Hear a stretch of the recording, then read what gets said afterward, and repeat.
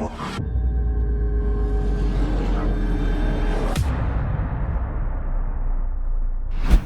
right, guys, I have a brand new ProSource cable or combination cable lock here. This one, like all the other ProSource we've seen, is made in tiny little print that may not even show up on the camera. Made in China. I don't expect a lot from this, but so many of these combination locks are made in China. I thought it'd be interesting to show you what my process is for trying to figure out how to get into combination locks that I run across. So anyway, this is like I said, a cable lock. We got some protective wrapping. I suspect that this is holding it together. Combination's probably all zeros, so we'll have to reset this thing, I think. We do have a mount for your bike here. I guess if you want to do that, we're not going to mess with it. Let me get a cutter. We'll just cut him off so he doesn't get in our way. Get that out of here. All right, let's mess with this. I need a sharp object. And that's about as sharp object as I have.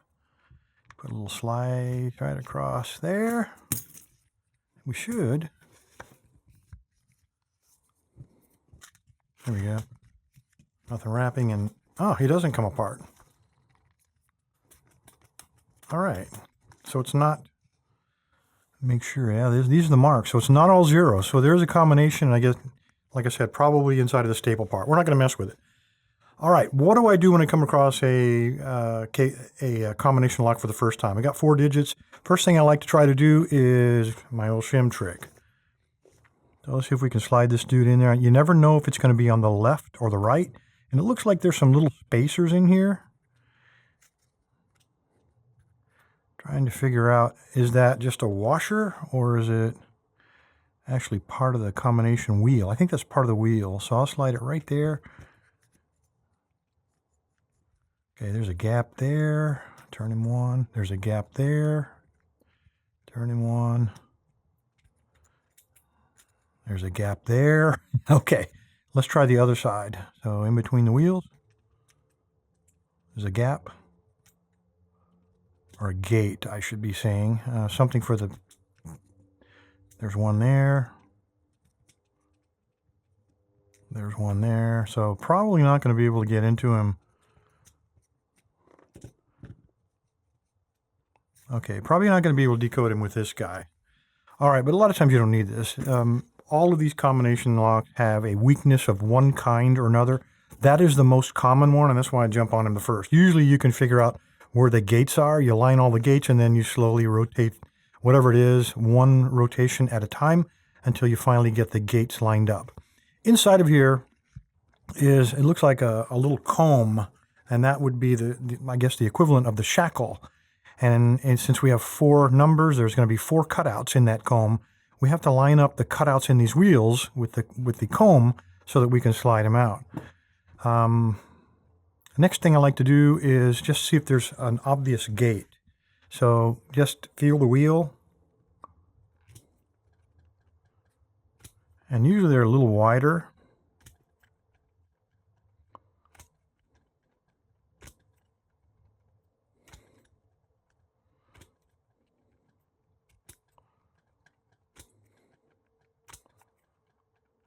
I think I've gone a rotation already. I don't feel any obvious gates. Let me try one more wheel just to be sure. And what I'm feeling is they're all wiggling back and forth about the same amount, which tells me that there's not an obvious wider gate that's cut out. Yeah, so that's not going to be an easy way to get into it. All right, next thing I like to do is you actually put tension on it. Now, because there are cutouts in the comb of the locking piece that slides down the center, I don't really know if this side pops out or this side pops out. It really doesn't matter. When you pull on it, use both hands to pull the lock apart to put tension on that locking bar. It'll bind up one of the wheels before it binds up the other. Just like pins on a pin tumbler bind up, so will these locks. So just pull it very tightly and start rotating the wheels. You feel which one is loose. See, that's loose, loose, loose. All right, so this one is binding up, the one on the far right. Just turn it until you feel it click. Again, keep very tight tension on it.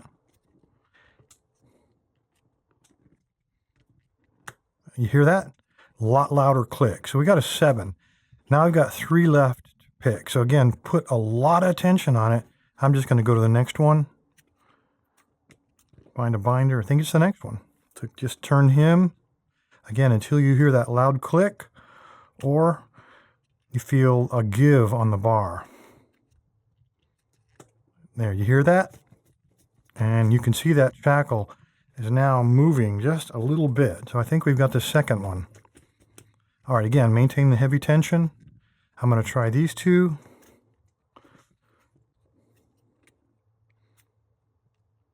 I think that one's the binder. So the very first one here.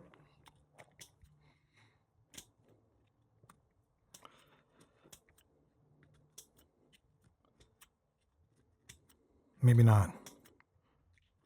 Oh, a little louder click. And notice he's giving a little bit more. Now the last one should be the final binder. Again, maintain your tension.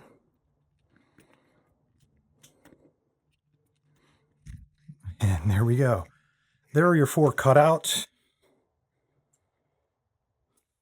And the wheels slide in between, and you have to line these up. And if you look inside of here, see if I can get a flashlight.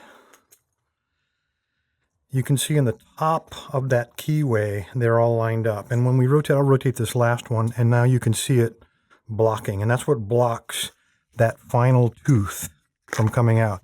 So when you pull on this, you're putting tension on that side of the comb, and that's what's binding up these little wheels. Not a lot to it. These are all pretty simple, and that's why I don't like combination locks. Another thing I look at, let's say it is a little more complex than that, I look at other obvious weaknesses. Now we have a braided cable inside of this plastic tube.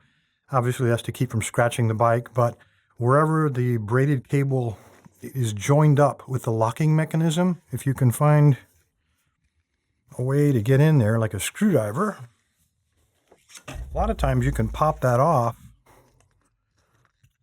and there's nothing but a screw in there. In this case we have a little pin. It doesn't appear to be brazed or soldered in there or welded in any way. I believe if we just punch that pin out, that also would allow this steel cable. It's just pinched in there. It would probably allow that to slide right out. And finally, if you're going to go after the physical attack, these are usually made out of cast metal and locks. These this cheap. I think I paid about 15 bucks for this. So this side probably comes off too. Let's see if there's a weakness on the other side. See if I can get in there. Let me pry a little gap that I can get the blade of the screwdriver in. Maybe not. Maybe he's a little tougher than that. There we go. Not so tough. Yeah, again, we got a pin. Yeah, again, I believe we could probably, with a hacksaw, simply cut right through there in this aluminum cast metal. And we'd be very quickly into this. It's a lot easier to cut through that than it is to cut through the steel cable. Anyway, guys, there you go. That's how I get into combination locks, and that's how we get into this ProSource combination cable lock. This thing is not even worth its weight in boogers, man. Don't waste your money on this. 15 bucks wasted. Thanks, guys. Stay safe, stay legal. I appreciate your subscriptions as always. Click on that notification bell so whenever I make a video, you'll be the first to know. Likes always help me, especially in growing the channel and channel metrics. And if you'd like to support the LockLab in doing videos like this, there are links downstairs in the description for both Patreon and for PayPal. Appreciate your support, guys. Stay safe, stay legal.